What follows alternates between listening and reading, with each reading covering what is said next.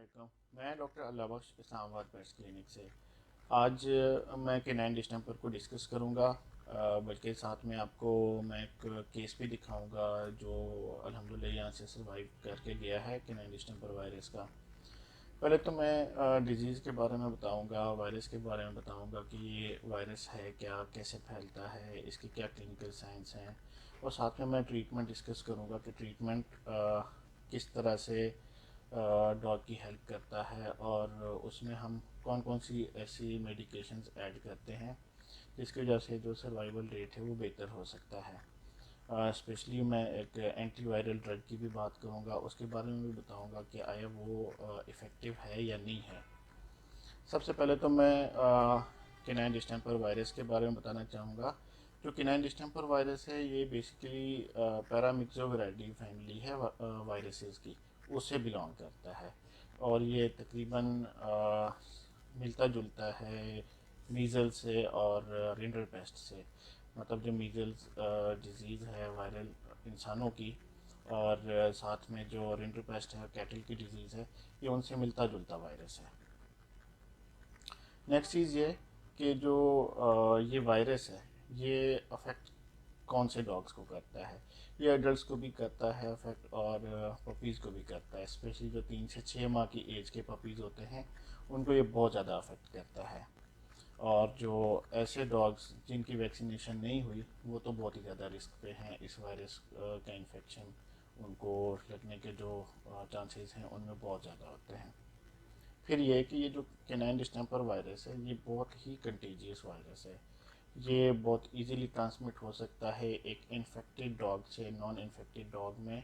Specially जो aerosol droplets होते हैं जो ब्रीदिंग के थ्रू या स्नीजिंग के थ्रू या कफिंग के थ्रू इन्फेक्टेड डॉग से नॉन इन्फेक्टेड डॉग में ट्रांसमिट हो सकते हैं। इसके अलावा अगर डॉग्स खाने पीने के बर्तन शेयर करते हैं तब भी एक इन्फेक्टेड डॉग से नॉन इन्फेक्टेड डॉग में वायरस इजीली ट्रांसमिट हो सकता है। नेक्स्ट है clinical science.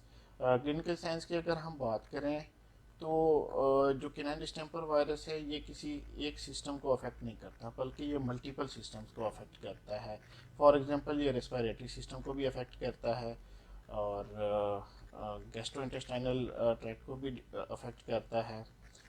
Central nervous system उसको बहुत ज़्यादा ये अफेक्ट करता है, और स्किन को ये अफेक्ट कर सकता है। ऑकुलर डिस्चार्ज हो सकता है, मतलब आँखों को ये अफेक्ट करता है स्पेशली जब ऑप्टिक नर्व की इन्फ्लेमेशन होती है। लेकिन अगर हम बात करें इनिशियल जो क्लिनिकल साइंस होती हैं जब वायरस का इंक्यूबेशन पीरियड चल जाता है जो कि 3 से 6 7 दिन तक का यूजुअली होता है, उस दौरान जो माइल्ड क्लिनिकल साइंस हम देखते हैं उसमें ये होता है कि फीवर होता है डॉग को, खाना पीना वो छोड़ देते हैं डॉग्स, और उसके अलावा ये कि इन्फ्लेमेशन होती है आइज़ की। लेकिन ज़्यादातर केसेस में ये जो क्लिनिकल साइंस हैं इन पे इतना गौर नहीं किया जाता। अब जैसे जैसे बीमारी आगे बढ़ेगी तो ये जो क्लिनिकल साइंस हैं ये मज़ीद सीवियर होती जाएंगी और फर्दर जो सिस्टम्स हैं उनको अफेक्ट करना शुरू कर देगा वायरस। रेस्पिरेटरी सिस्टम में तो ज़्यादातर नेज़ल डिस्चार्ज होता है, कफिंग हो सकती है, डिफ़िकल्ट ब्रीदिंग होती है, और नमूनिया डेवलप हो जाता है। अगर हम जीआईटी की बात करें तो सबसे पहला जो प्रॉब्लम आता है, पहली जो साइन होती है वो ये होती है कि डॉग खाना पीना बिल्कुल छोड़ देता है। साथ में ये कि वोमिटिंग हो सकती है, डायरिया हो सकता है। डायरिया में अक्सर केसेस में ये भी होता है कि ब्लड आता है, जिस तरह किनाइन पार्वो वायरस के केस में ब्लड आता है इसी तरह किनाइन डिस्टेंपर के केस में भी ब्लड आता है। अगली सबसे इम्पोर्टेंट चीज़ है डायग्नोसिस, कि हम डायग्नोज किस तरह से करें इस डिज़ीज़ को। जितनी भी ये क्लिनिकल साइंस हम देखें, अगर हम रेस्पिरेटरी सिस्टम की बात करें या जीआईटी की बात करें तो यहाँ पे हमें डिफरेंशियल डायग्नोसिस बहुत ज़रूरी होता है। बाकी बहुत सारी ऐसी वायरल डिजीज़ हो सकती हैं कि केमिकल्स की वजह से भी ये साइंस आती हैं, कि बैक्टीरियल इन्फेक्शन होते हैं उसकी वजह से भी आती हैं। जब तक कि सेंट्रल नर्वस सिस्टम अफेक्ट नहीं होता और नर्वस साइंस डॉग शो नहीं करता हमें अंदाज़ा नहीं होता, हम कंफर्म नहीं कर सकते क्लिनिकल साइंस की बेसिस पे कि ये इसको वाकई कैनाइन डिस्टेंपर वायरस है। अब कैनाइन डिस्टेंपर वायरस के लिए जो टेस्ट किए जाते हैं उनके साथ प्रॉब्लम ये है कि ज़्यादातर उनमें फ़ॉल्स पॉजिटिव या फ़ॉल्स नेगेटिव का इशू रहता है हमें।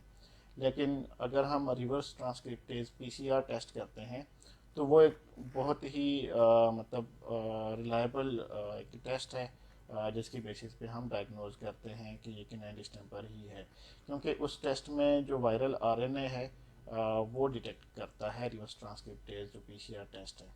तो इसकी बेसिस पे हम कंफर्म डायग्नोसिस कर सकते हैं। नेक्स्ट जो सबसे इम्पोर्टेंट चीज़ है वो ट्रीटमेंट है। एज सच कोई एंटीवायरल ड्रग जो रिसर्च में बताई गई हो, जो वाकई इन्फेक्टेड डॉग्स पे अप्लाई की गई हो, एज सच कोई ऐसी एंटीवायरल ड्रग है नहीं।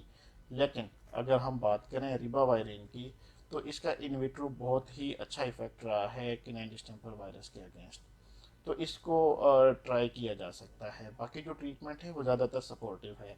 उसमें फ्लूइड थेरेपी हो सकती है, एंटीएमेटिक्स हम यूज़ करते हैं, एंटीबायोटिक्स यूज़ करते हैं। एंटीबायोटिक्स की सिलेक्शन इस कैनाइन डिस्टेंपर वायरस के केस में बहुत ही इंपॉर्टेंट होती है। उसमें हमें दो बैक्टीरिया अपने माइंड में रखने चाहिए जिनके खिलाफ वो एंटीबायोटिक्स इफ़ेक्टिव हों। उनमें अगर हम रेस्पिरेटरी सिस्टम की बात करें तो जो बॉर्डीटेला बैक्टीरिया है उसके अगेंस्ट ज़रूर वो एंटीबायोटिक काम करे, और साथ में माइकोप्लाज्मा के ख़िलाफ़ भी वो काम करे। फॉर एग्जांपल हम डॉक्सीसाइक्लिन यूज़ कर सकते हैं, ऑक्सीटेट्रासाइक्लिन यूज़ कर सकते हैं, क्लोरमफेनिकोल हम यूज़ कर सकते हैं। लेकिन एक चीज़ का ख्याल है कि जो पपीज़ होते हैं, यंग पपीज़, उनमें ऑक्सीटेट्रासाइक्लिन यूज़ नहीं करनी। फिर अगर हम बात करें जीआईटी सिस्टम का, अगर वो अफेक्ट हुआ हो किनाइन डिस्टेंपर की वजह से, तो उस केस में हम फ्लोरफेनिकोल यूज़ कर सकते हैं, और उसमें हमें साल्मोनेला को सामने रख के एंटीबायोटिक की सिलेक्शन करनी चाहिए। नेक्स्ट ये तो चलें स्पोर्टिव केयर हो गई। इसके अलावा जो ग्लूकोकॉर्टिकॉइड्स हैं उनके यूज़ के बारे में कुछ लोगों के माइंड में है कि नहीं यूज़ करना चाहिए। हमें सीएनएस का जो एडीमा होता है, सेंट्रल नर्वस सिस्टम का जो एडीमा होता है, उस केस में हमें एक सिंगल डोज ज़रूर देनी पड़ती है डेक्सामेथासोन की, उसको कंट्रोल करने के लिए। और दूसरी तरफ अगर हम देखें कि कैनाइन डिस्टेंपर अफेक्टेड जो डॉग है, अगर उसको देखने में मसला है, मतलब अगर उसकी जो ऑप्टिक नर्व है उसमें इन्फ्लेमेशन है, तो उस केस में भी हमें ग्लूकोकॉर्टिकॉइड्स यूज़ करने पड़ते हैं ताकि जो कंप्लीट ब्लाइंडनेस है उससे हम डॉग को बचा सकें। इसके अलावा इंट्रावीनस एस्कॉर्बिक एसिड जो विटामिन सी है, उसके बहुत अच्छे रिजल्ट्स रहे हैं। और विटामिन ए का इस्तेमाल वो भी बहुत ज़्यादा इफ़ेक्टिव होता है किनाइन डिस्टेंपर वायरस को कंट्रोल करने में, स्पेशली जब एक्सपेरिमेंटली इंड्यूस की गई थी ये डिज़ीज़ फेरेट्स में। तो उसमें विटामिन ए ने बहुत ही उसके अच्छे रिजल्ट्स सामने आए थे उस रिसर्च में। इसके अलावा बी विटामिन्स का बहुत इंपॉर्टेंट रोल है एनिमल की एपिटाइट को वापस लाने के लिए, और जो विटामिन्स का लॉस होता है उसको कंट्रोल करने के लिए। बहुत शुक्रिया।